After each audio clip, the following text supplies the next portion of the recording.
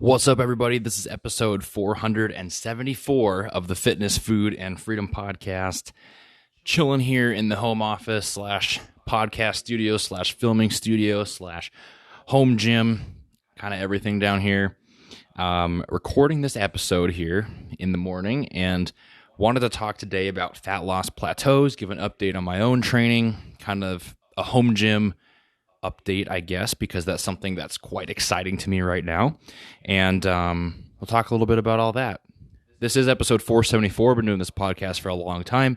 Thank you to all the listeners on Spotify and Apple and all the other platforms that tune in every week or pick some episodes here and there. I really appreciate you. If you're kind of new, maybe you're watching this on YouTube on the Stoltz Fit channel, thank you for tuning in to the channel. Part of the channel content will be podcast episodes like this one, which are longer form. This is just me talking, giving you a breakdown, an outline of something actionable in a longer format. A lot of the other content will be training related, nutrition related, and more short form training vlogs. So you can kind of see what I'm doing in my own training and follow along with me if you'd like to. Moving my own training a little bit, which is, kind of what I've been sharing on the Stoltz Fit channel. If you're not subscribed on YouTube, be sure to go do that. Been sharing a little bit of my training, lowered the volume of my training just a little bit. I had been pushing the volume quite high. Kind of a goal of mine for this year was to push volume high for mental benefits, I guess you could say, meaning get the conditioning up, grind through some things that suck, like high rep squats, deadlifts, all that kind of stuff. Work capacity, get that up really high, and of course grow muscle as well with the higher volumes. I came to realize, and I might go back to higher volumes. I mean, this is just me playing with my own training, but I came to realize after a little bit of time that really high volumes, high frequencies, very hard workouts really just cause a buildup of fatigue. And that fatigue is detrimental to everything. Hypertrophy, recovery, sleep, nutrition, motivation, even your social life can be affected by fatigue. It's not just being tired, it's not waking up early, it's actual muscular nervous system fatigue built up by training is what I'm talking about here. So that's what we really want to watch out for. And that's really what builds up. And still, I've gotten in this little cycle over the last month, which would be like build up my volume. I'd have a lot of hard workouts, be training like a madman, having a lot of fun, of course, in the home gym. And then fatigue would kind of build up and I would have to take a few days off. Maybe my back was a little sore. Maybe I was just sore muscles all over. Maybe I just felt not motivated to train. Had to take a few days off. After the few days, would hit lower volumes for a little bit, realize what I kind of had to do for better progress, and then would get tempted by the high volume dragons again, come in and hit the same type of workouts, repeat that same cycle over and over again. And, long story short, the fatigue gets the better of you every time. It's essentially undefeated, and there is discipline not only in doing hard workouts, but you need to be disciplined to do the right type of workouts to make actual progress towards your goals. So it's not just a flex of discipline on social media or a podcast or something to say, I did sets of, 10 sets of 10 squats or something because it's hard. That's cool once in a while maybe, but what is true discipline is doing the boring stuff day in and day out consistently. That will bring progress, even if that's not exactly the most fun thing in the world. Having fun with your training is important. I talked about that last week. But you need to find the balance of what's too fatiguing, what is recoverable, and what will actually get you results. Anyways, home gym content is something I've been putting out a lot on YouTube. So for the Stoltz Fit channel, viewers, you've seen a lot of different home gym reviews, lever arms, cable setups, machines, all the different stuff. And just to give you guys on the podcast a few different updates of the home gym. I have a home gym right outside this door here in the basement of my house. It started out in the garage. North Dakota gets quite cold. We moved it to the basement eventually because of the winter. And I mean, it's getting out of control, honestly. I'm looking at it right now. It's, 700 plus pounds of weight, 4 machines, a 5th one coming here in a week or so to our house, and a cable setup, a squat rack, every accessory you could think of, a full strongman gym outside. I mean, we got pretty much everything you could ever want. For more specific updates, let's see. One thing that's kind of underrated is I got a massive mirror, like a 5-foot wide mirror, 6 feet wide mirror, instead of like a little bathroom one that I had. Form check, flex once in a while, that kind of thing. It's good to see your form, just like commercial gyms have. That was actually a big improvement for a home gym to have a legit mirror on the wall. And I did get rid of a piece of cardio equipment. I had like a stair stepper type thing from Bowflex, and got rid of that. It was just something I didn't use very much. I greatly prefer the rowing machine or the treadmill if I'm going to do cardio inside, and I more so prefer my cardio to be kind of related to training, like stuff like strongman, sled, all that kind of stuff. Another big home gym improvement is actually that we waterproofed the basement. This was kind of like a big, more home DIY renovation type project, as we had a company come out and hopefully, cross your fingers, avoid the basement from flooding, which happens every year in the spring because of snow melting and rain and everything. If the home gym doesn't flood anymore, that will help me use it more. And of course, help it not smell like wet carpet and stuff like that too. So that was a big actually improvement with the space. Equipment wise, kind of have everything I need as far as weights is concerned. I'd like to get a couple more strongman accessories, like a soft belt, maybe a sticky shirt, so I don't have to use actual tacky for stuff like stones. That's kind of more to come in the summer, where I'll touch on that.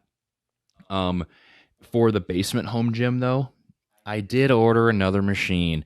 I have a chest press machine. I have a chest supported row machine.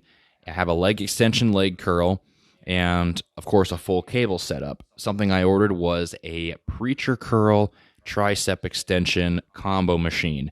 This is one I'm pretty excited about because I really love, this is a classic machine at gym that I really love, where you have your arms on the pad, you're doing a machine preacher curl. This one's plate loaded, but it really provides a good way to overload the mid-range portion of a curl and get the biceps in a good position to overload.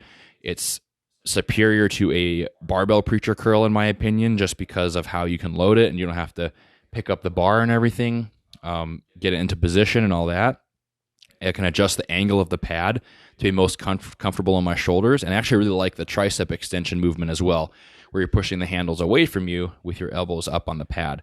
So that's going to be a great staple arm exercise that I'm going to keep in probably most of the year to overload and add strength on, whether it's a hammer variation or a normal curl. So I'm excited about that. For another arm variation, of course, you can do a lot of arm exercises with just barbells, dumbbells, and cables. I can do almost endless movements, but to have a machine that's really easy to overload and provides the right resistance profile, I'm pretty excited about, and it was pretty cheap for a machine. Something I am tempted by, which I'm going to put out there, but I'm not super convinced on it yet, is a V squat or like a pendulum squat. The footprint's not that big, which is kind of a good thing with a home gym equipment, but it is a little bit bigger than an upper body machine. I don't have any lower body squat machines or leg press besides just a leg extension leg curl. All my other leg exercises are barbell based, whether it's a safety bar or a straight barbell. I'm torn on this one. Part of me wants to get a machine to have a more stable, hypertrophy inducing leg variation that I can add volume on without taxing the lower back.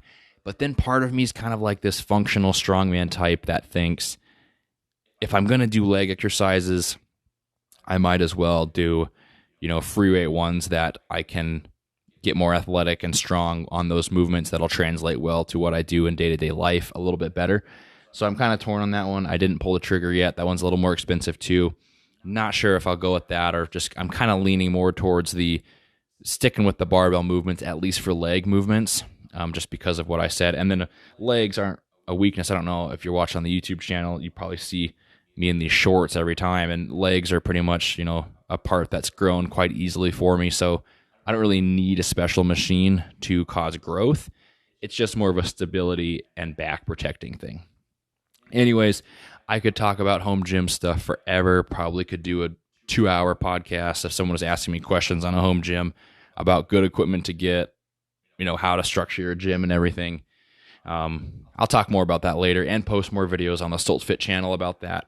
As far as my goals, still in the gaining phase until probably about, maybe May. Beginning of May, probably will switch over into maintaining or cutting. I would imagine maybe June even, if we want to push it a little bit longer.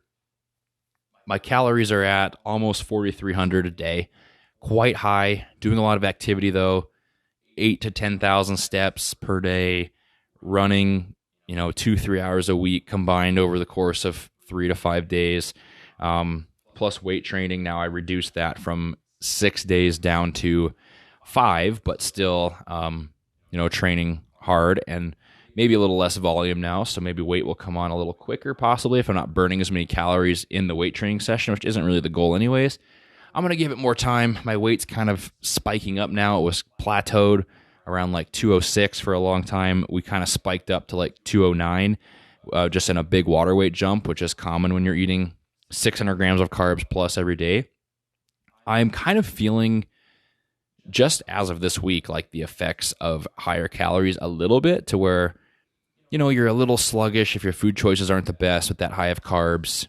Sometimes you get a little like more out of breath just because you're adding and carrying more weight. Like 209, 210 for me is a lot of weight compared to what I normally am at, like 200 pounds or 190 or something, all right? Like that extra 10, 20 pounds you feel when you're walking around a little bit more. So the athleticism and conditioning's a little bit declined, which I don't really like. I like to keep myself in good shape that way. And the good part, though, is that with that bulk, I guess we'll say, muscle gain phase, strength is just flying up, which is part of the benefit of lower volume training too, is that I can really see these strength numbers climb and stay motivated by seeing those numbers. Pressing strength especially, I'm a poverty presser. This is something I talked about in a training vlog last week on the channel. Kind of just forever weak at my pressing. I mean, I could barely bench press the bar when I started as a teenager. I remember as a kid not being able to even do one push-up. I, struggle for a long time trying to get my bench to my body weight even. And, it took me forever to get to 225. Now bench press is, creeping up to 315, and even stuff like little variations, for example, like a really high incline press at like 60-degree incline. I can, I'm hitting like 250 to 275 on that lift for reps. I'm hitting this, maybe 285 to 300 on a close grip Swiss bar press, which is a little unstable and a harder variation, I think, than just a barbell press. So, and then overhead press too is, getting to be over 200 pounds, which I'm pretty excited about. So really seeing big strength gains, especially in pressing, which body weight helps with a ton, to have more body weight to move that around. Still planning on cutting though in the summer, and really that's just to keep my body weight in a healthy range. I mean, I don't need to be the biggest person on the block or anything like that. Health is kind of the first priority all the time, and then size and strength and stuff after that. The only asterisk I'll say before I end my little training talk here and talk about today's topic is, if I really do dabble more in the strongman movements this summer, which I like to do outside, like stones and sleds and yokes and stuff, it really helps to have a higher body weight for that. And I don't want to be cutting if I'm going to be taxing my system with those exercises. So we will possibly change the plan, either extend the phase of bulking into midsummer and then cut at the end of summer, or alternatively do a shortcut like 4 weeks in May, all of May, and then maybe, in the summer we kind of build back up, and then a fall cut. That's longer. That's my other option. I'll talk about that more as it comes. This podcast is kind of like a journal for me too, just to kind of review my own thoughts and training stuff that I'm going through. So forgive me if you don't like this stuff, but I like talking about it. So we're going to talk today, though, about our topic, which is breaking a fat loss plateau 101. How do you get past a plateau if you feel like you're stuck, you're not losing weight, you're eating low calories? What do you do? Well, there's some things to keep in mind. The first thing I just want to really mention, and this is just research-based. I mean, this is what research is saying right now, and you can search PubMed for any article on this, metabolic adaptation, and also anecdotally, right, by working with, at this point, probably 1,000 plus people in nutrition over the years and working through Plateaus and getting people the results they want. Metabolic adaptation doesn't happen as much as you think it would. Just if you're eating lower calories, even if you're starving yourself, you're not going to adapt to that and break your metabolism, so to say. You can't necessarily even do that. You would die if you broke your metabolism, essentially. There is a little bit of slowdown in my experience, but usually that's very, very, very small if everything is matched, meaning if you're still hitting your protein, you're still tracking accurately, and you're still the same exact activity level. The metabolic adaptation is very small. What typically happens more is that activity level drops because you have less energy. So if you're eating not very many calories, you're not going to want to move around as much through the day. You're going to put less effort in at the gym, even if that's subconscious, and you're just going to drop that activity slightly, which is a problem.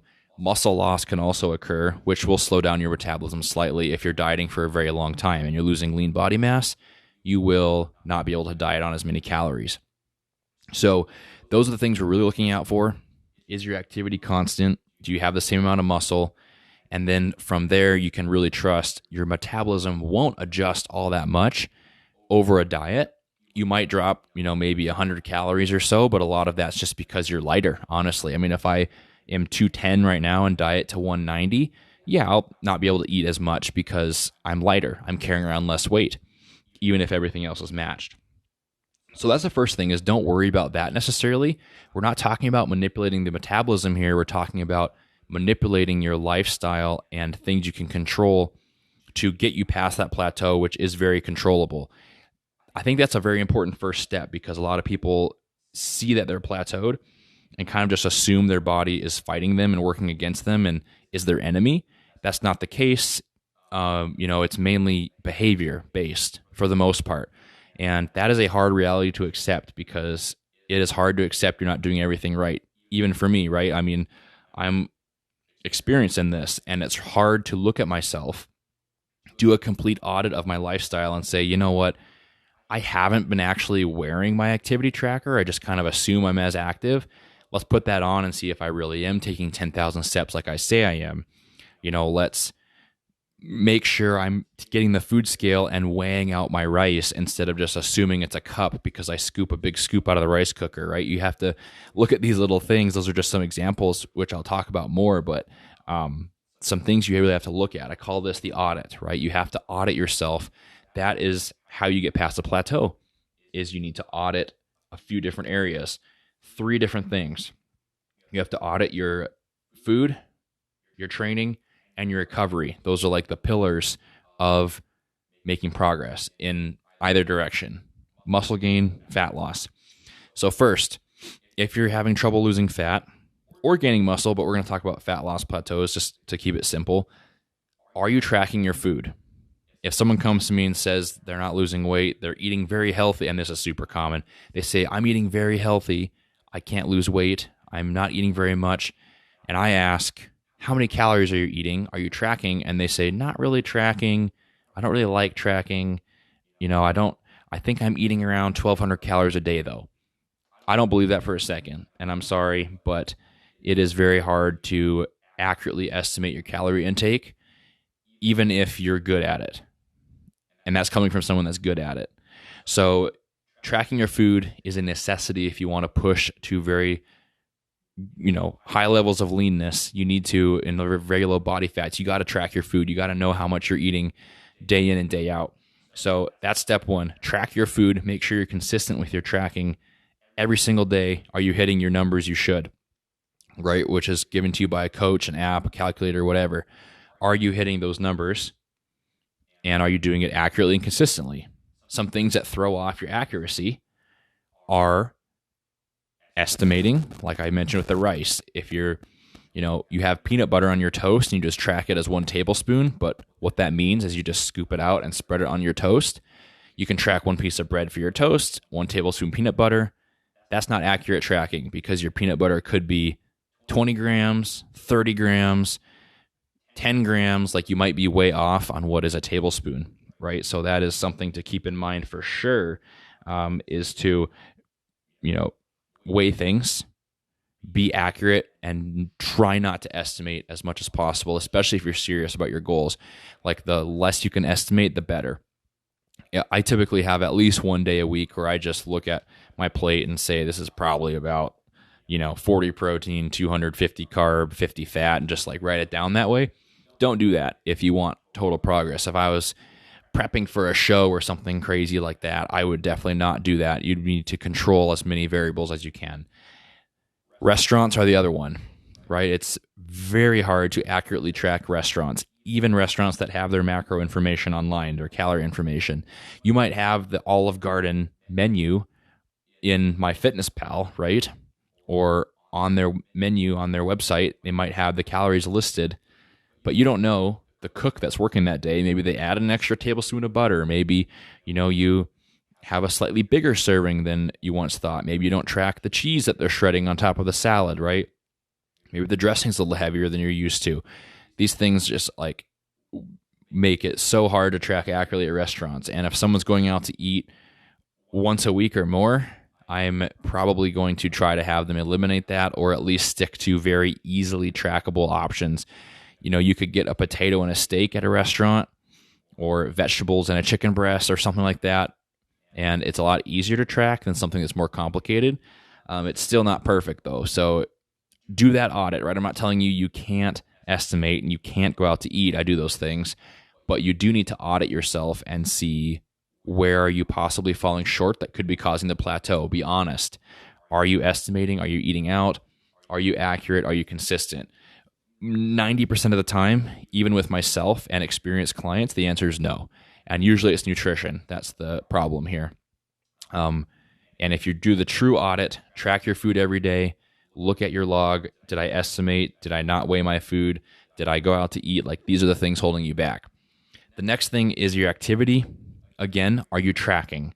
If you just assume I'm taking about 10,000 steps a day because your lifestyle hasn't changed all that much, I'd want to see some data to support that. You need to be more consistent with your tracking methods. Now, personally, I don't really actually track my steps. I've used it as a way to measure. Like, I tell clients to hit that steps, but what I do is more distance. I assume about 2,000 steps in a half mile. So, I try to walk or run, about 5 miles at least every day. And then everything else is just bonus. So if I'm getting in an hour on my walking pad at my desk, that's usually about 2.5 miles. I'll usually run 2.5 miles in the morning or so. So that's my 5 right there. I'll walk the dogs a couple miles. So I'm easily getting past that 10,000 mark. You need to either track minutes, miles, or steps. So you have a trackable metric daily. And again, you need to do this audit and say, am I consistent and accurate with that? If the accuracy is there, are you doing that every day? Or is it the work days? Or is it just the weekends? Or is it 4 out of 7 days or 3 out of 7 days? You need to hit 7 out of 7 days on both tracking food and tracking activity and hitting your goals in those two things. If you're doing that, truly it's as easy as just tweaking those numbers a little bit to make slight adjustments and get past the plateau. It really is that easy. I will mention that recovery is important too. The questions I would ask as a coach, are you really sore from your workouts? Is your strength going down? Are you sleeping okay? This is kind of where at the beginning of the podcast, I was talking about my own training with fatigue, right? If you're really built up a lot of diet fatigue, that would be a problem to me. Diet fatigue, meaning you're low on energy, strength is dropping, you're not sleeping well, you're very sore, you're building up a lot of total body fatigue that needs to be dropped to make real progress. So again, if you have these things dialed in and you do this true audit where you're actually very honest with yourself, it's as simple as tweaking some things. So necessary changes, you can up the activity, decrease the food, or if you're really fatigued and you notice a lot of soreness, sleep problems, strength going down, maybe you want to do something like a diet break, which we can talk about here in a sec. I will say a lot of times my first reaction is to have them do this audit, but also just give it more time. It's important to define a plateau. A plateau doesn't mean 1 or 2 weeks with no weight loss. that probably mean like 3+ weeks with no weight loss at all. If you say I'm not losing weight, but I go and look at your weigh-ins and you're still dropping a half a pound a week, even if you're hoping for 1.5 pounds a week, right? It's just too slow of weight loss. That's very common. That's still a win. Like, you're still in that calorie deficit. You just need to maybe be a little bit tighter with everything. So I'll always give it more time. Sometimes the body just holds on to it for a little bit, it seems like, and then lets it all go. And that's something we could consider. So the question too you have to ask yourself, and I would ask as a coach, is how long have you been dieting? This is kind of where the diet fatigue model or concept comes into play, because if you have been dieting for longer than like 2 months, especially 3, maybe you need to give your body more time. But if you're experiencing a lot of those fatigue symptoms, like strength going down, trouble adhering, sleep problems, low energy, we might need a diet break, which would be essentially 2 to 4 to 5 weeks at maintenance calories, lower the training volume like I'm doing right now, let those things kind of dissipate, and then get back to it at the lower volumes, not back up to the same training level that you were before. If you've been dieting for less than 8 weeks, unless you're like stage lean, no excuses, drop the calories, increase the activity, do things a little bit more consistently, and get going with it. I will give you some tricks though. So, this is like the main thing, and that's the hard part about having a coach, is that they're going to ask you these type of questions, and you have to be honest. A lot of times people aren't.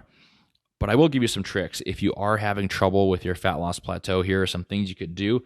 I'll give you 4 different things, and these all work in roundabout ways. Like, we're not changing hormones or metabolism or anything like that. What we're really doing is encouraging you to eat less, move more, recover better, and kind of do the things you have to be doing more consistently. Number 1 is to eat more high volume foods. So if you're struggling with hunger, especially, eating things that are higher in fiber, lean protein. So you're looking at like steamed vegetables, chicken breast, fish, like all that kind of stuff. Great. More high volume food. You can eat sugar-free Jell-O even, for all I care, stuff that fills you up and keeps you from overeating. That's trick number 1. Trick number 2 is on the training side. Reduce your volume. Deload every couple months so you bring down some of that fatigue. A deload pairs very nicely with a diet break if you'd like to do it that way. But you don't need as much training as you think. Stimulate, not annihilate yourself, and your fatigue won't build up as fast, which is the hard lesson I've learned this past month. Fasting could be actually a very helpful tool. It's a lot harder to overeat when you're only eating twice a day versus 6 times a day, right? If you have let's say you have 2,000 calories to eat. If you eat 5 meals a day, you're essentially eating 400 calories per meal. If you only eat twice a day, you can eat 1,000 calories per meal. So which is harder to stick to? Probably the lower calorie amount, right? And of course, you don't have to split things up evenly. That's just an example on how less meals can actually make it easier to adhere sometimes. The last thing is kind of related to giving your body time, which is to take more measurements than just the scale. You might be concerned your scale is plateaued, but you might be making progress still. Take your waist measurement weekly. Take your pictures, like before and after pictures at least, if not weekly check-in pictures, and compare, right? Is your waist going down even when the scale's the same? Yeah, you're probably making fine progress. So those are the kind of things you need to think about. Most importantly, overall, phase your diet. Don't stay in fat loss forever. Don't be trying to diet and get leaner forever. 8 to 12 weeks of fat loss, get out of there, go to maintenance, build muscle, take a phase off, back to it, take things in chunks, not in one whole swoop, and that will give you better progress. I got to run. I'm actually late for something, so that is the end of today's episode. 474 of today was today's show, and thank you for joining me for another one. Peace, everybody. Subscribe on the YouTube channel if you're not already. Check out the podcast on everywhere you listen to the podcast, and I'll talk to you guys later. See you later.